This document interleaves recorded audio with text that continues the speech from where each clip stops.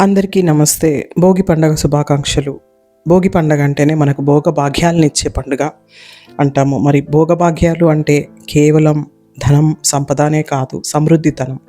మన జీవితాల్లో అన్ని కోణాల నుంచి సమృద్ధితనం, ఆనందం, ఆరోగ్యం, ధనం, ధాన్యం, మానసిక ప్రశాంతత, ఇవన్నీ కూడా బాగుండాలి.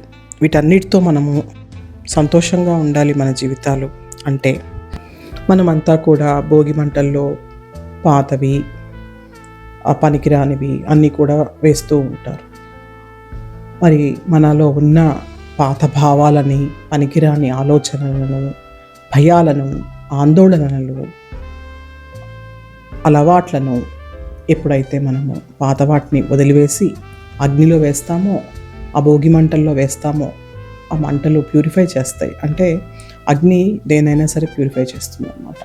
ఆ ప్యాటర్న్స్ అన్నింటినీ మనం ఎప్పుడైతే వదిలివేస్తామో, ఆ ధోరణులన్నింటినీ ఎప్పుడైతే వదిలివేస్తామో మనము, అప్పుడు కొత్తదనాన్ని మనం ఆహ్వానిస్తాము. మన జీవితాలలో కొత్త శక్తిని, ఆనందాన్ని, కొత్తదనము రావాలి ఎప్పుడు అంటే, ఉండాలి అంటే కొన్ని పాత వాటిని, అనవసరమైన వాటిని వదలక తప్పదు. మన పండగల యొక్క పరమార్థం కూడా అదే.